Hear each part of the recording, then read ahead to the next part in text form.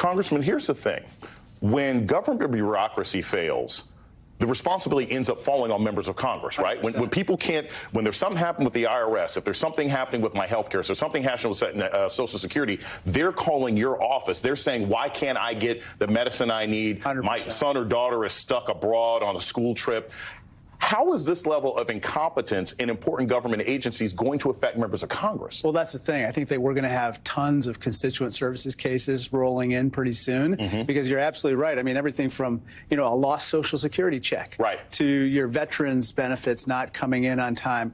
That's where we go to the civil servants and we ask them for help. And if they have people like Dr. Oz in charge, you can imagine how much more complicated our constituent services situation is going to be and how many more cases are going to come in, because they're just going to screw up the disbursement of benefits in the first place.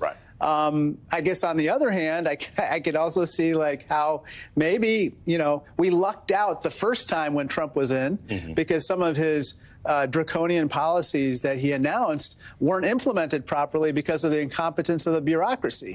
Or, I'm sorry, the incompetence of the people that he put in charge. So it might be a double-edged sword, but I'm not holding my breath.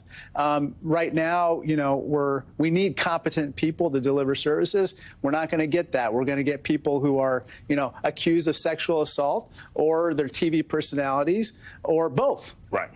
So I'm going to close with that, actually, because we have more information here. There's the New York Times is saying that there's some hacker who is said to have gained access to the file with damaging testimony about Matt Gaetz.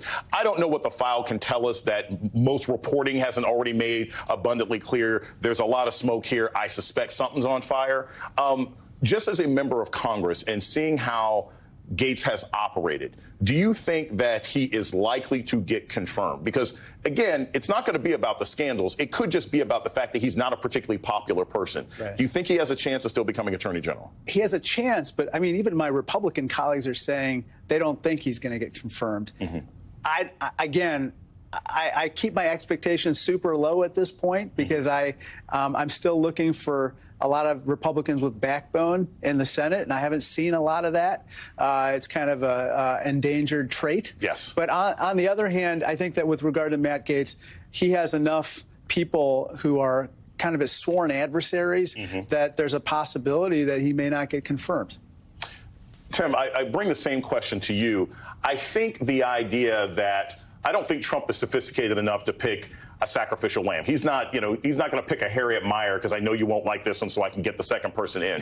What do you think is the possibility of major disruption in this incoming administration if their first selection for AG is not successful? Do you think it slows the implementation of any of the more horrendous policies that they've been talking about trying to implement as soon as they get in office?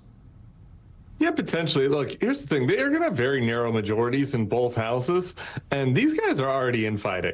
Just before I got on, I saw a tweet from one Republican member of Congress wanted to offer medical leave to women who just had babies from Congress, and another Republican said that's unconstitutional.